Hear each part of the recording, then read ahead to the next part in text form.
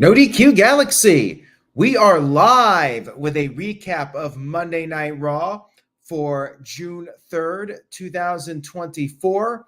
Shout out to everybody watching this, whether it's live or on demand. Let's get to this recap. We had footage shown from last week's show, the kiss that was seen around the world, millions of views on social media. Liv Morgan, the women's champion, kissing Dominik Mysterio. And then we kicked off the show with Liv Morgan coming to the ring to cut a promo. She gloated about taking out Rhea Ripley, winning the women's world title, and as she put it, sending Becky Lynch into early retirement. And then she said the cherry on top was kissing Dominik. Dominik, of course, interrupted the segment. Dominik came into the ring and he had a message for Liv Morgan. He said that mommy, Rhea Ripley, is going to kill Liv Morgan. Now, Liv responded by saying that that may be true, but she's probably going to kill Dominik as well. Liv said that Dominik has been lying to himself, and he just came out there to be closer to her. And she also said that she wants to take everything away from Rhea Ripley, including Dominik. And then she cornered Dominik. She got very close to him. She started touching him. Dominik was resisting the urge to make any contact with her. And then before this could escalate, Finn Balor came out there. Finn Balor, he tried to settle things here. Liv did say that she'll go for now. She left the ring, and as she did, she rubbed Dominik's hair for good measure. It was a short segment. It was fun. I'm enjoying it. It's a soap opera. I'm digging the dynamic here and where this is all building towards. I'm looking forward to seeing how this all plays out. This is a great comment here. Rhea's return is going to be incredible. I agree. And I like this comment from Jerry. Dominik, channeling his inner Homer Simpson thoughts, has to think unsexy thoughts when he's there with Liv Morgan. Liv did an excellent job here. Like she's really playing that role well. And same thing with Dominik. Everybody's doing a great job here. Nice start to the show. We had Sheamus interviewed backstage, and he was pumped up for his match against Ludwig Kaiser.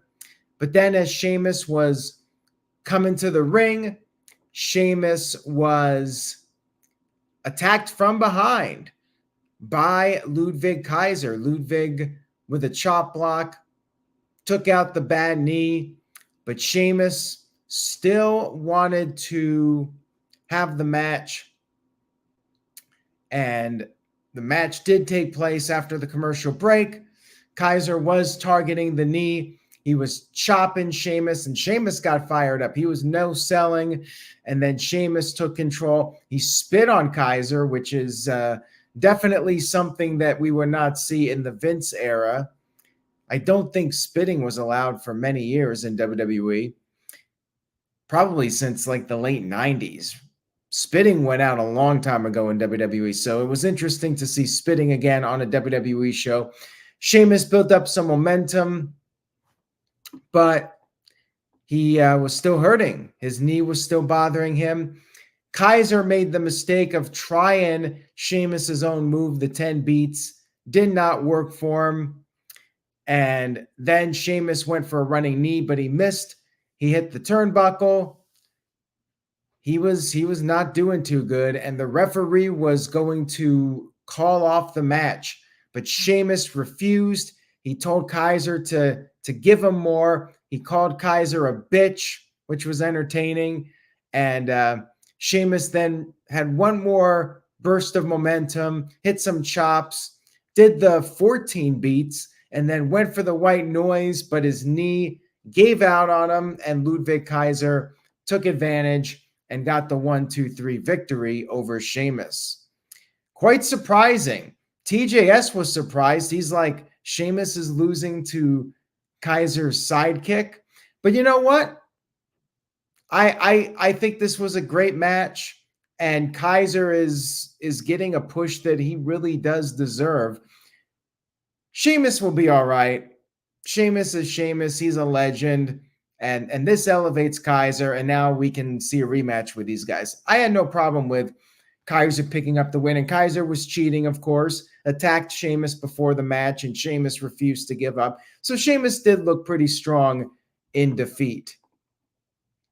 Shout out to Caleb Jacobs, who sent in a couple of super chats, and Caleb, I'll get to that second one in just a little bit. Caleb's first super chat says, Randy Orton spit in Triple H's face 20 years ago. That's right. So that was probably the last time.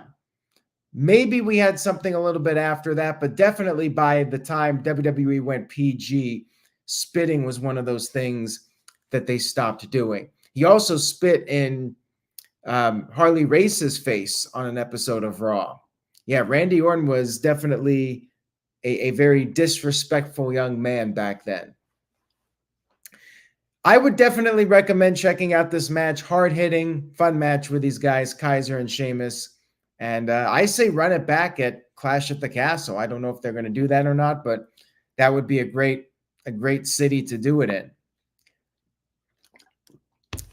Backstage, Dominik was warned by Finn Balor to not play with fire, and Dominik revealed that he was giving Rhea Ripley some space. And as far as Rhea Ripley goes, there was a comment in the chat room. It might be several more months until Rhea is able to come back. Hopefully within the next couple of months. I don't know if she's going to make it for SummerSlam or not, but she should be back in a couple of months, relatively soon. And we can get this big babyface turn. Crossing my fingers for SummerSlam, but not sure if that's going to be too soon or not. We had Dragunov backstage, Ilya Dragunov talking with Ricochet, and Dragunov warned Ricochet to be careful against Braun Breaker, wished him luck. Ricochet was like, I'll be good. He said he'll manage just fine. We had Dragon Lee versus Finn Balor, and we had a video package shown of Dragon Lee, which I thought was a good idea just to hype up Dragon Lee to some of the fans that might not be all that familiar with him, even though he's been appearing on the main roster. He's kind of had start and stop pushes so far, like he's been on TV and then he's off for a while and then he's back. He got pulled from WrestleMania. But this was a solid match, not at the level of the first match. It was more of your basic Raw TV match. Lee did get in some offense, but then we had the outside interference. JD McDonagh on the apron. He got knocked off.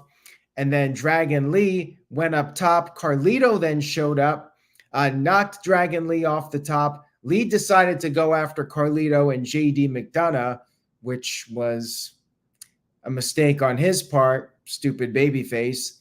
Finn Balor took advantage. Coup de grace, won the match. It was 3-on-1. So, yeah. Finn Balor gets the cheap win. And then after the match, they continued their attack. But then Braun Strowman and Rey Mysterio made the save, coming out there and helping out Dragon Lee.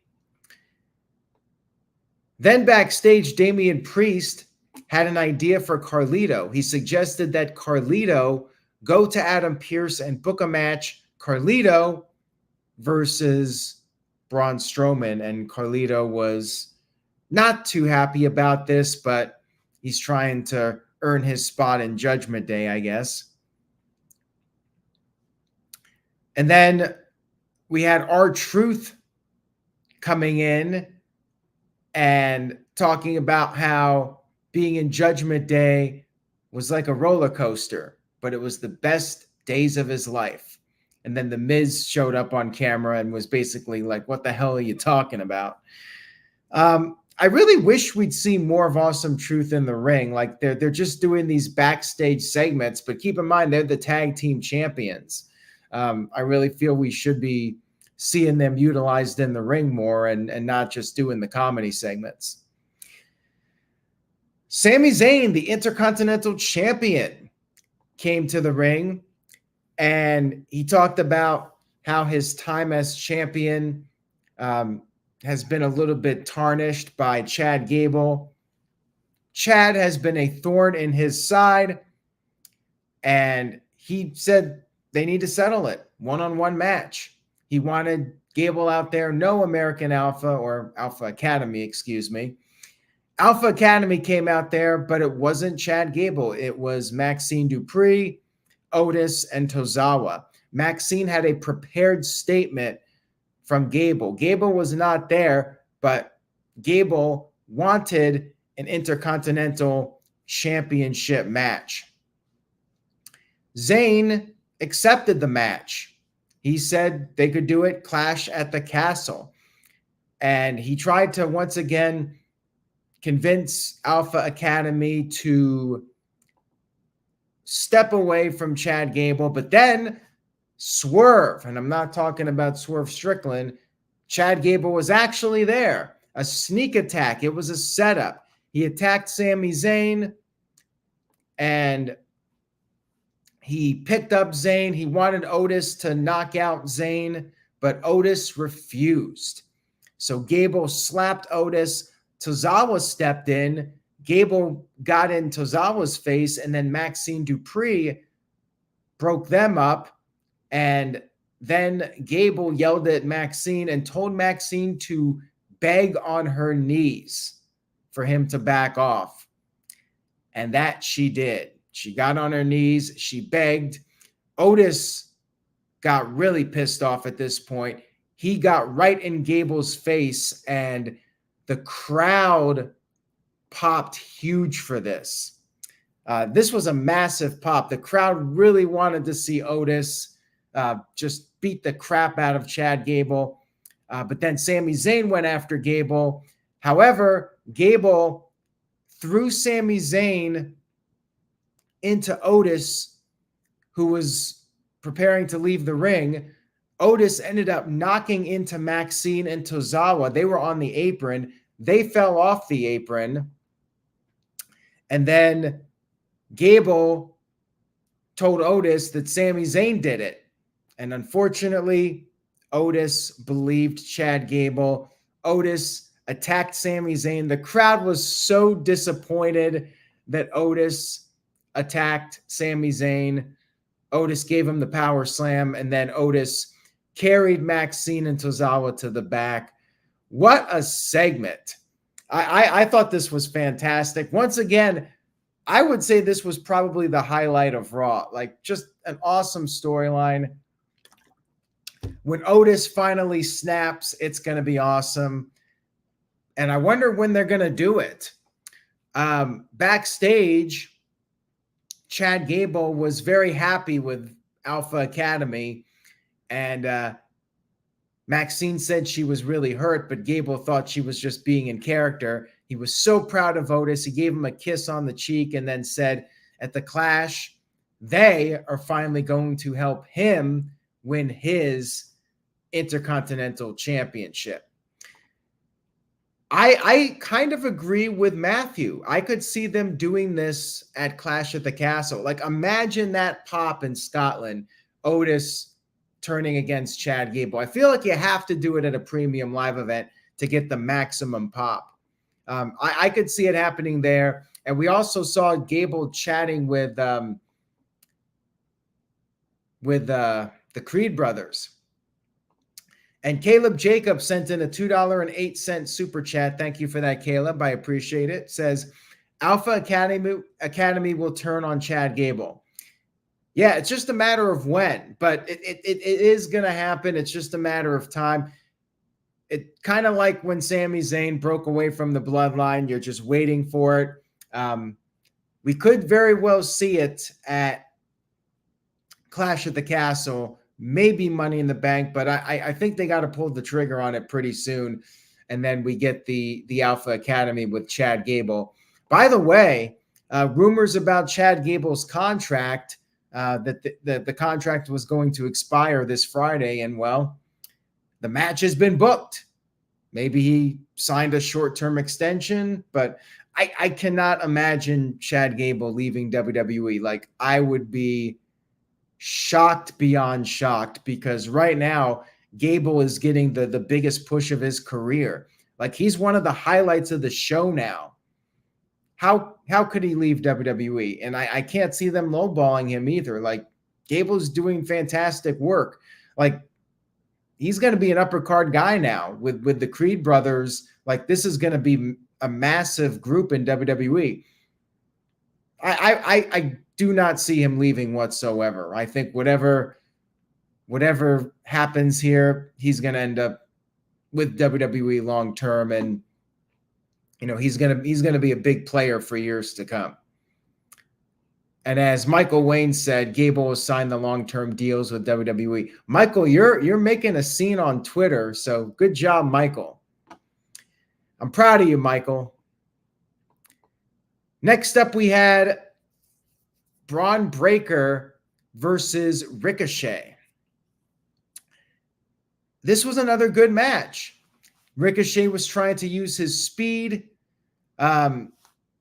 moving around, trying to avoid Braun Breaker, but eventually Breaker caught him. Braun Breaker just too powerful. Braun Breaker just caught him with an explosive clothesline. After the commercial break, he continued his dominance on Ricochet. Ricochet had his midsection taped up, and anytime he started to build up some momentum, he started selling his midsection, and then Ricochet managed to hit the recoil. Breaker kicked out of that, and then Ricochet went up top, but then Breaker got up to the top rope, delivered a Frankensteiner, which got a huge pop. Crowd was doing the barking. And then Braun Breaker picked up the win with the spear, looking like an absolute beast. Really, really good showcase here for Breaker. Ricochet, another guy whose contract is coming up.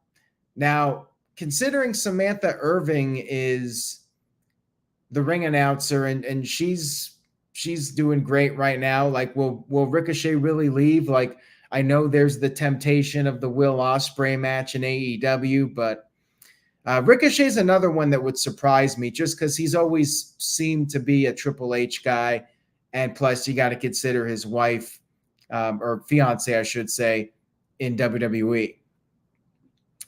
Shout out to Building Nexus, who sent in a $2 super chat. Thank you for that. I appreciate it. It says, Braun Breaker for the next Intercontinental Champion? I would like that, actually.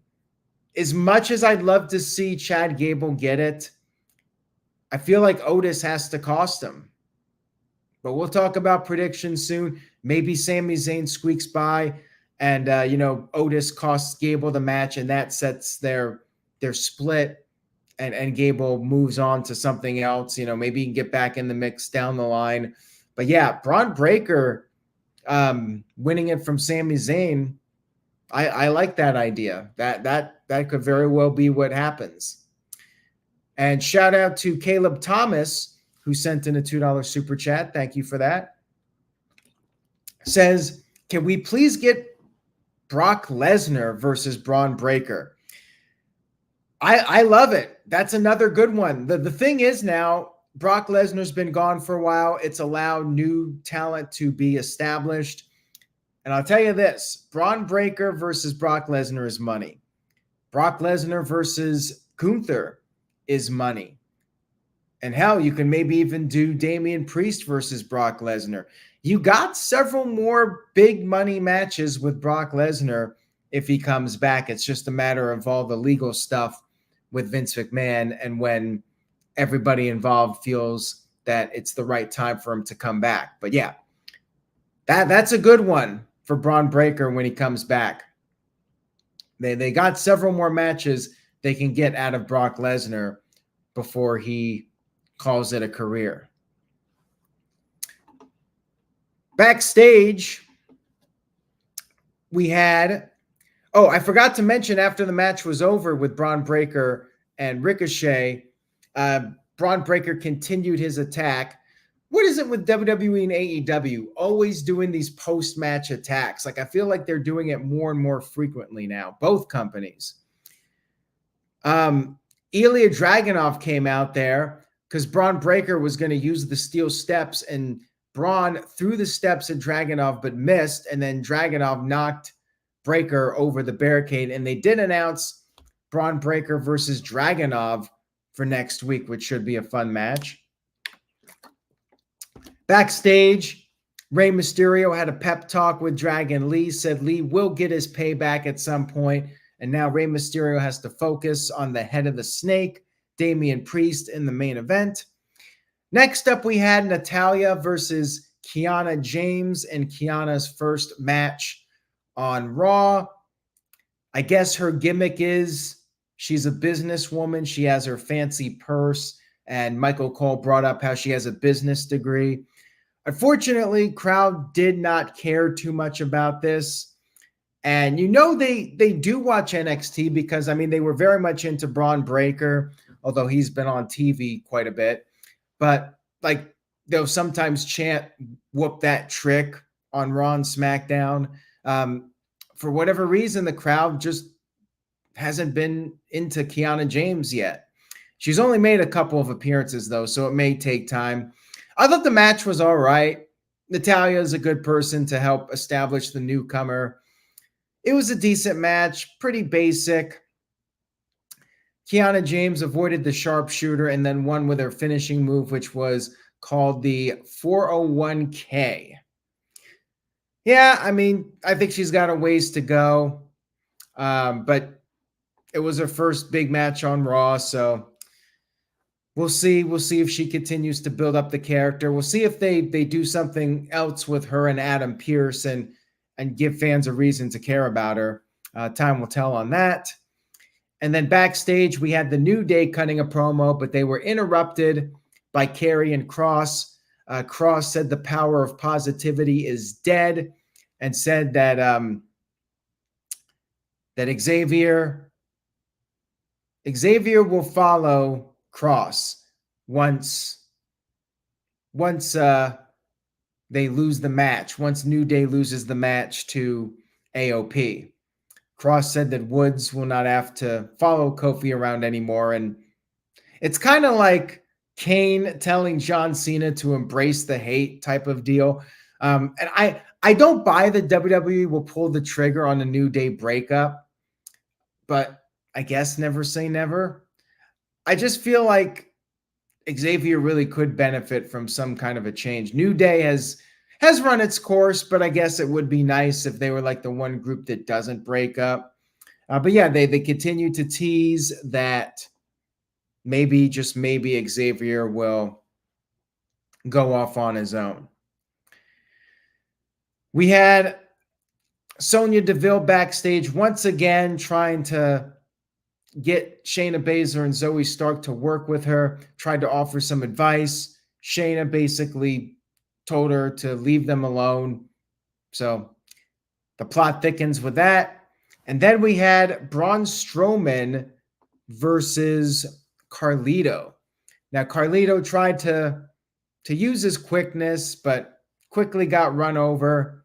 Then we had the outside interference, Judgment Day, JD McDonagh, Finn Balor got on the apron. Carlito attempted to hit a backstabber, but it did not work. Strowman quickly finished off Carlito. And then guess what happened? An immediate attack after the match. Another one, and another one, and another one, and another one. Just like Sheamus has banger after banger after banger. Between AEW and WWE, we're getting these constant post-match attacks. So anyways, Dominik came out there, tried to use a chair. Strowman swatted it away, and then Liv Morgan shielded Dominik from Strowman. Judgment Day regained the upper hand, and JD McDonagh repeatedly hit Strowman with a chair, targeted the knee, and then Liv went over to Dominik, once again teasing that they were going to get physical, but then Finn Balor once again intervened. So the plot continues to thicken. Building Nexus sent in a $2 super chat. Interesting comment here. Liv Morgan is going to be the death of Judgment Day. She very well could be. She's going to be the Yoko Ono of Judgment Day, where she's going to come in and everything's going to fall apart. I'm loving it. And when Rhea Ripley returns, it's going to be a hot storyline. I mean, it's already a hot storyline. We had Bianca Belair and Jade Cargill come out to the ring for a promo, teasing that they were going to be on Raw defending the titles. They called out Shayna Baszler and Zoe Stark, and Jade said they don't have to wait. They were willing to put the titles up right there on Raw. And then Adam Pearce came out there and just wanted to make sure everyone was cool with it. They were. So Adam Pearce made the match official. And we had our tag team title match. Match was fine. Pretty basic tag match.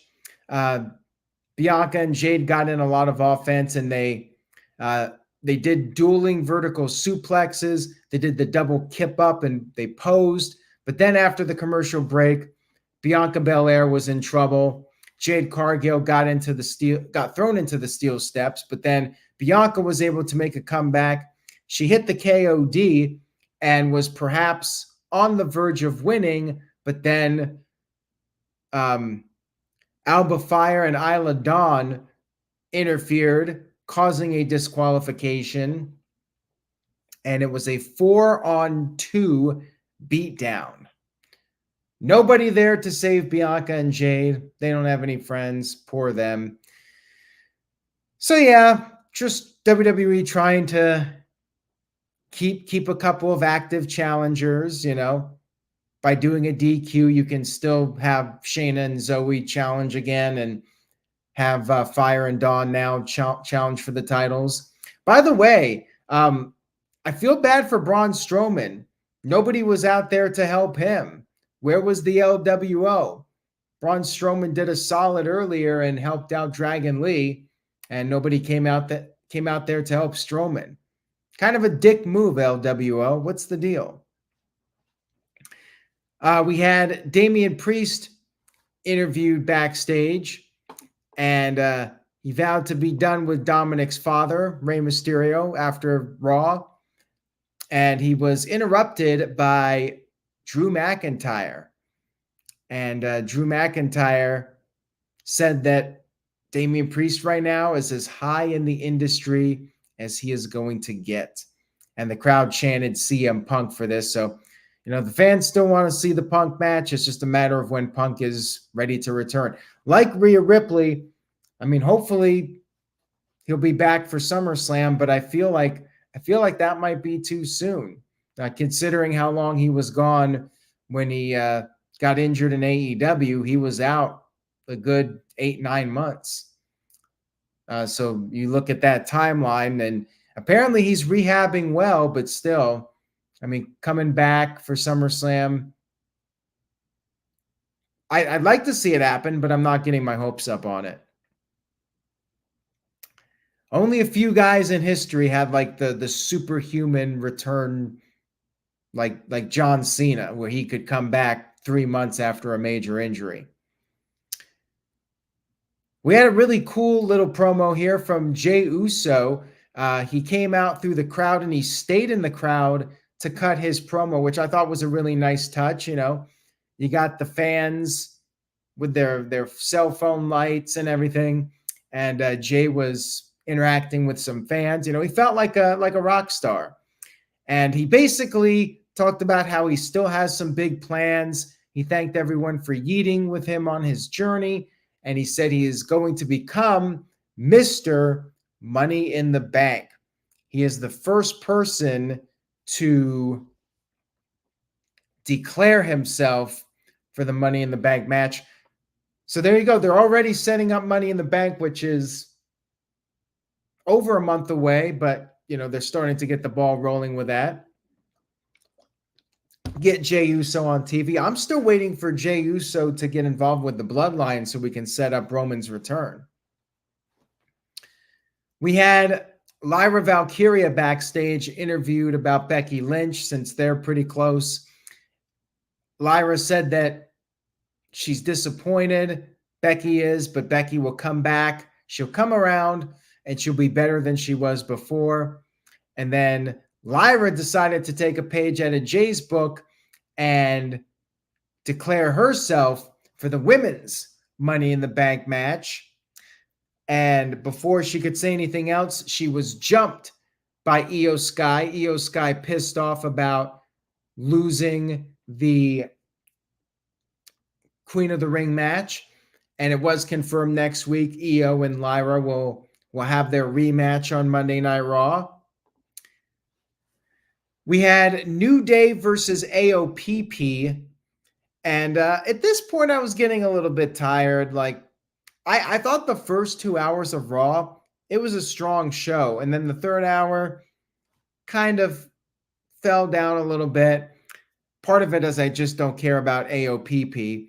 They're trying to do a storyline here with Xavier, and I'm not confident they're going to actually pull the trigger with an Xavier Woods heel turn.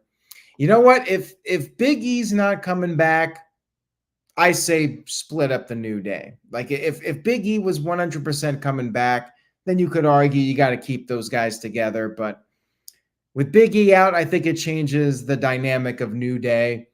And, that would be interesting. Like, we need something here. It's just so stale with Xavier and Kofi.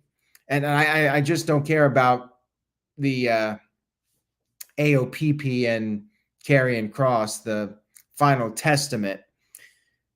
So it was a very quick match. Xavier was in there the whole time. Scarlett got on the apron and Karrion Kross distracted Kofi. Xavier went for the tag, but Kofi was not there on the apron. He was dealing with Kross on the floor. AOP finished off Xavier with the What a Rush finisher.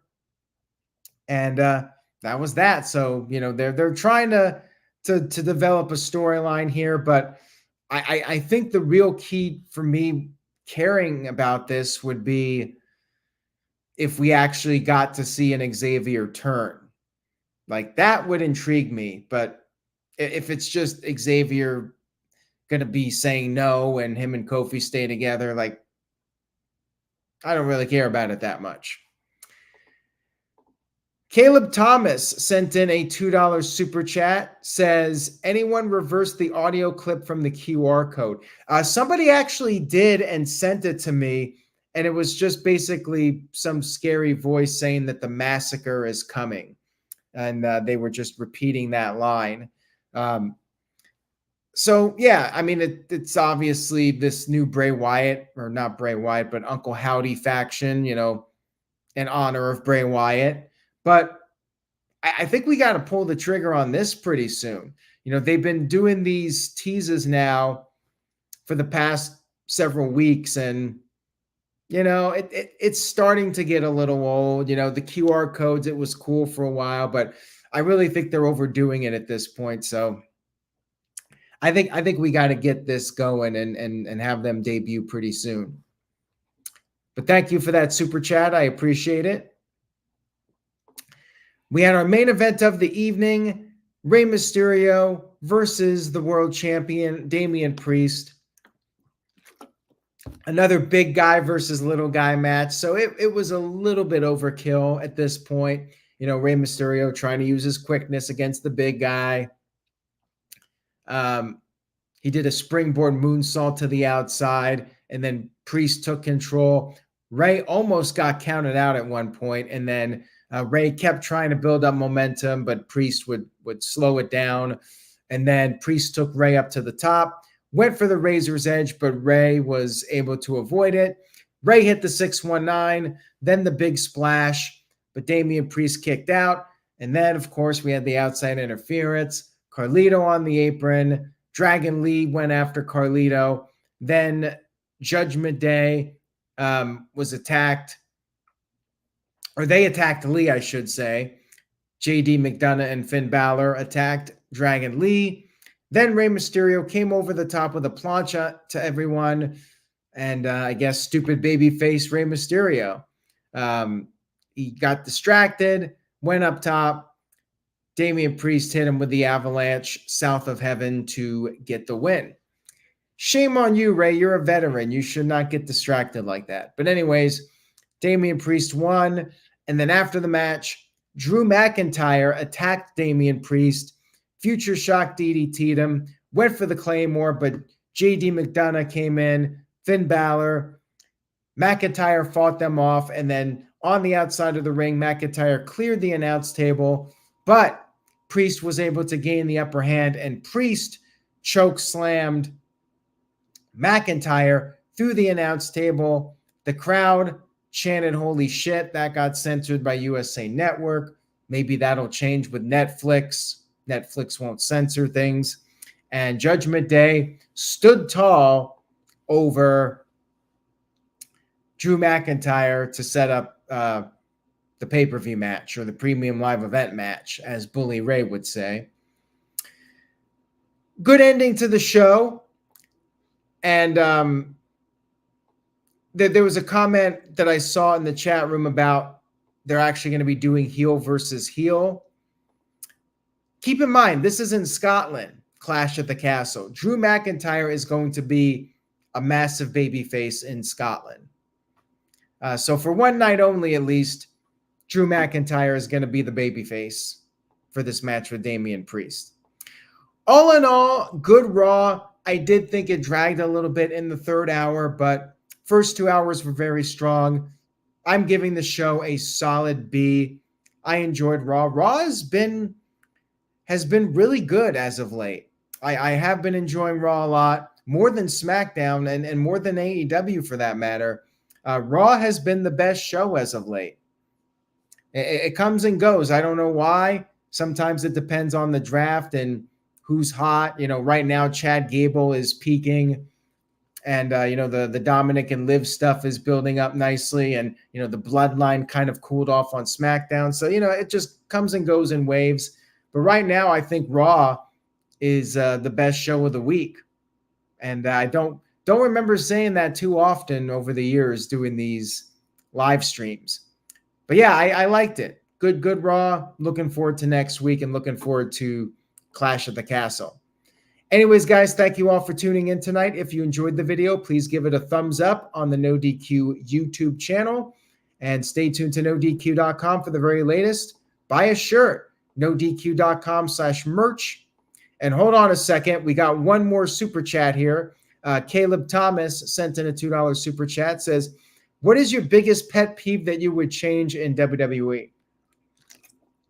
Contract signings. I would get rid of them. Eliminate the contract signings. Those are my least favorite segments in WWE. If I had to pick one thing. Or the stupid babyface. The babyface cannot be outsmarted by the heel. Like, you got to have the heel actually just take a blind shot that costs the babyface the match, or find a creative way for the heel to cheat. But the distraction finish where the babyface just takes his eye off his opponent and gets outsmarted, that's something I would also get rid of. So thank you for that. I appreciate the super chats, and thank you all for tuning in tonight. I will see you coming up for AEW Dynamite, and then next week, probably Tuesday night at 7, we'll be doing our predictions for Clash at the Castle. Take care, everybody. NoDQ.com/merch, and I will see you all next time.